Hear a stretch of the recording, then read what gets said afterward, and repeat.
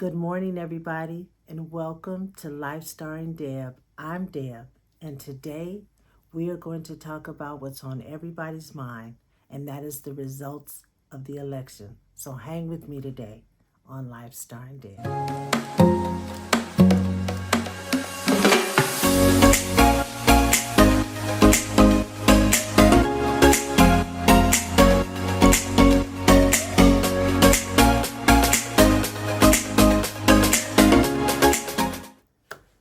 So, there are some things that we need to talk about. And I was going to do this show yesterday, but honestly, I had to get myself together. I had to really get my thought process going and had to ask myself some very hard questions before that I could come before you and talk about this very important topic of the election because we have to deal with it. We absolutely have to deal with it. And I'm going to do my best to just share with you just some things that you should think about as you are processing and going through trying to figure things out.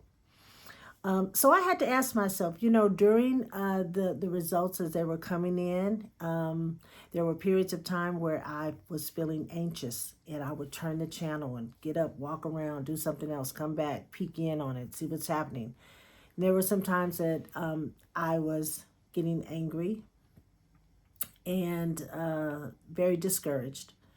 And then I just turned it off altogether. And then I waited until Wednesday morning to see what the results were. And I was very disappointed.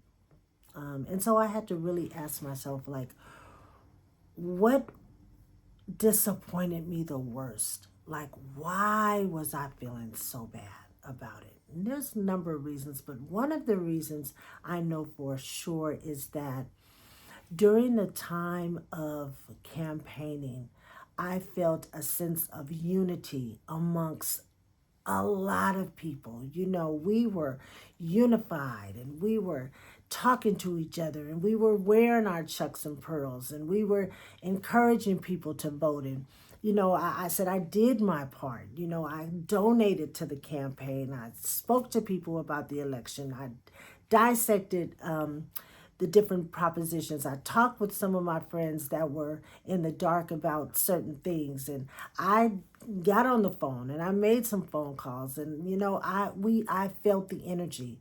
I felt the energy, and it felt good. We were unified. Blacks for Kamala, and whites for Kamala, and men for Kamala, and white men for Kamala, and the whole night, everybody. And then I would look at the rallies and I would like, oh my goodness, look at the people. Look at the people. They're coming out. And it really made me feel good. And it really gave me hope that this could really happen. And I set myself up because I thought about when Barack was running and people didn't think that he had a chance, and then he pulled it off, and then after he was president, and then here comes Biden, and he was at the Biden Harris ticket, and then they pulled it off, and I was like, really? Like, could this be happening? Could we really nominate a woman for president of the United States? Now, I went back to when I was first interested in politics. I was probably around the Clinton presidency. I started to kind of think about, okay, and then, we lived through the Clinton, and every president that came after, and now here we are, in 2024, the possibility of a woman being president, black woman being president, an educated woman being president. And that made me feel good. And I was all in. And when that didn't happen, and the way it didn't happen, I think that bothered me too. Like, she lost by a lot. It was not a close race. It wasn't. She lost by a lot. And that bothered me. But then again, I guess there was some place inside of me where I expected that that would probably happen. As much as I thought that she had a really, really good chance of being president, there was also that other side of me, that was saying, I don't know. I don't know if America is going to vote for her. And when I saw the data from the exit polls, I realized that America was not ready, is not ready. And practically thinking, I think about myself, okay? Been in my field, this particular field, for over 25 years. I can do this job, with my eyes closed, honestly. I can remember being the only Black woman in roundtable discussions.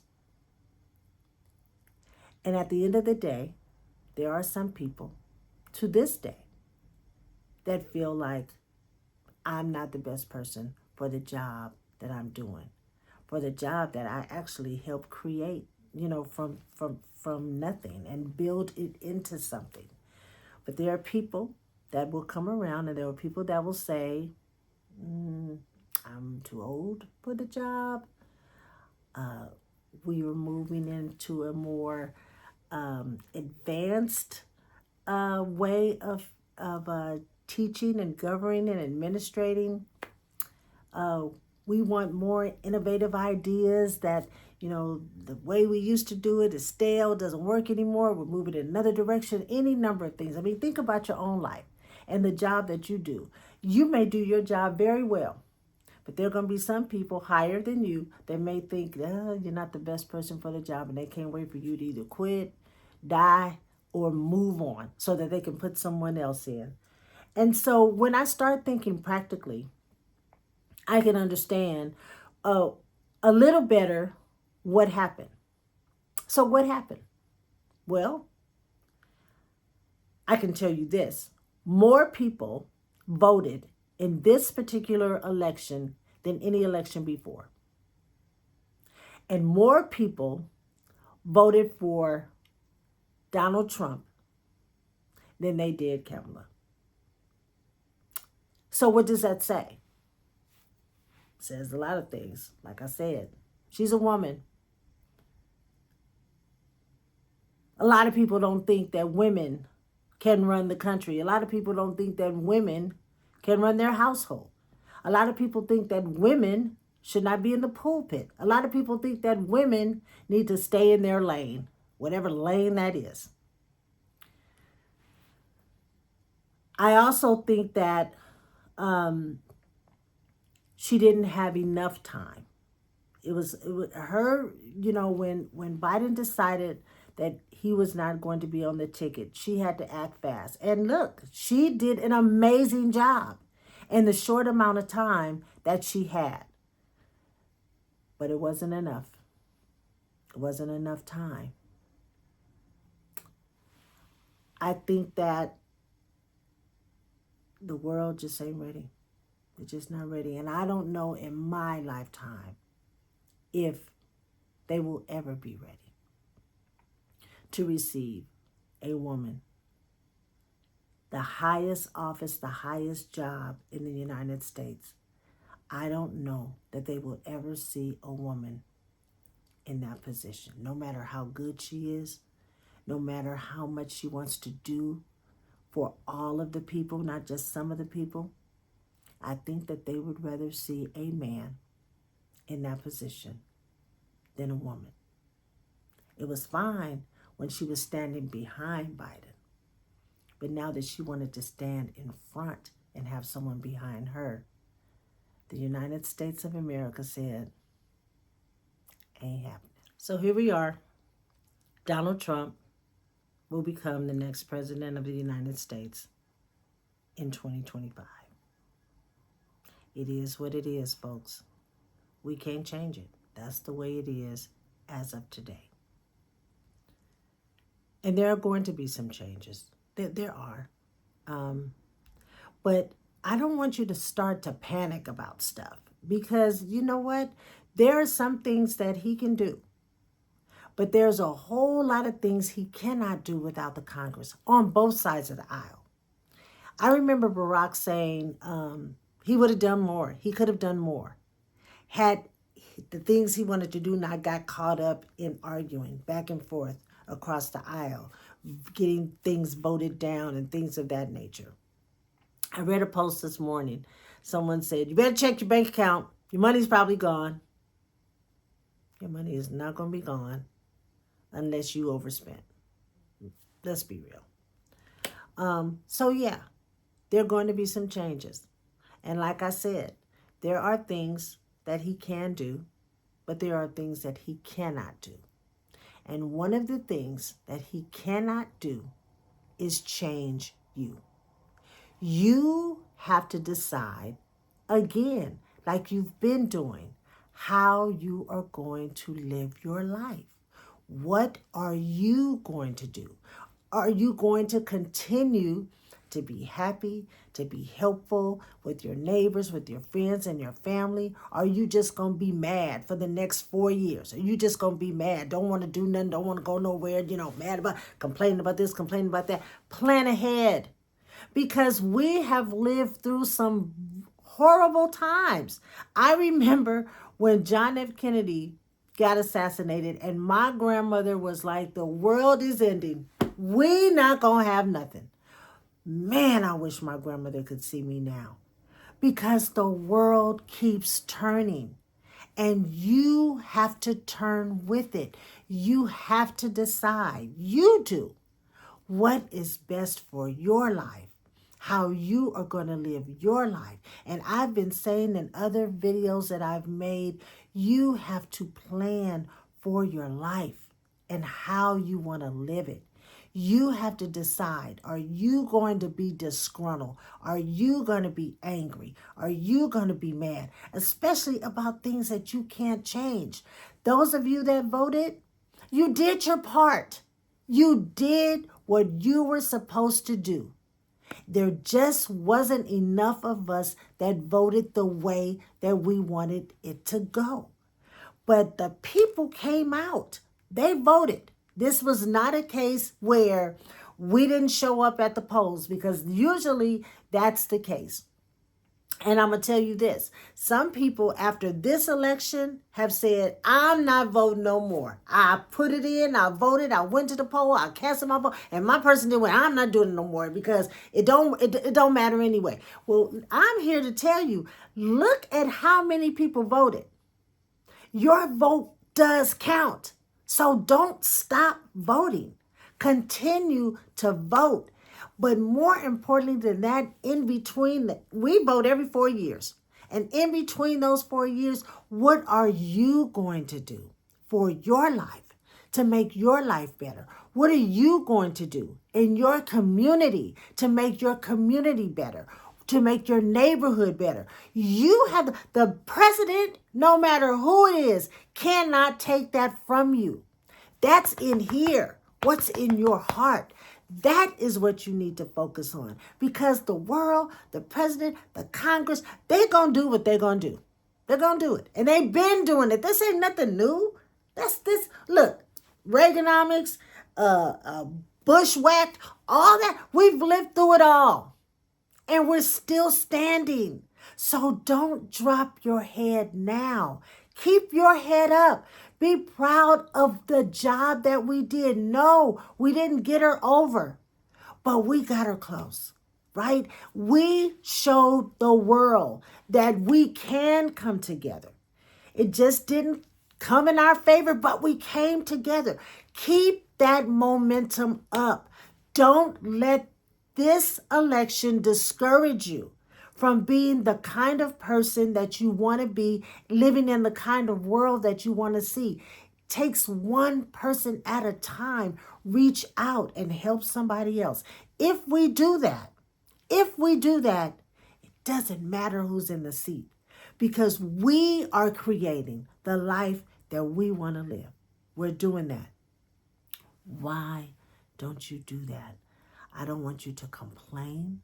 I don't want you to be anxious. I don't want you to be mean. I don't want you to be, just mad. I want you to stand up and lift your head up because we are proud. I'm so proud of her because she didn't quit. And I could just imagine how many people might have been in her ear saying, "Girl, you can't do this.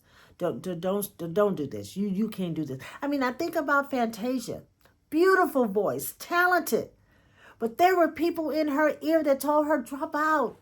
You are not the what we want the American Idol to look like." And she was like, "I ain't quitting. I ain't quitting." We have to have that attitude. I ain't quitting. I'm going to continue to do whatever it is that I know to do to make my world, my little small world, the world that I live in right here, maybe a little bit outside of it, function as happily as I possibly can. I am going to continue to be optimistic about the future. I am going to continue to be optimistic about the future of my grandchildren and maybe their children. I have to, because if I get into the woe is me funk, ain't nothing ever gonna happen, then I'm gonna sit here and ain't nothing gonna happen. It happens because we help to make it happen. One day, one step, one thought at a time. So I'm going to leave you with this. God is still in control. God is in control. And some things we just don't get to know. Sometimes some things have to happen the way that they happen for other things to happen. If that makes sense. Like, that had to happen. This had to happen this way because there's something bigger that's going to happen. And God reveals it in his time. And when he does, then we'll say, "Oh, okay, I see it. I see it now." It had to happen that way because God always has a plan. God has a plan. And you have to keep praying. I know the night of the election, more people, I saw more praying hands on social media. People pray for us, pray. Lord, come through. God, please. Jesus, please. All of that stuff. I mean, we were some praying people. Don't stop. Don't stop praying. Pray every day for everything.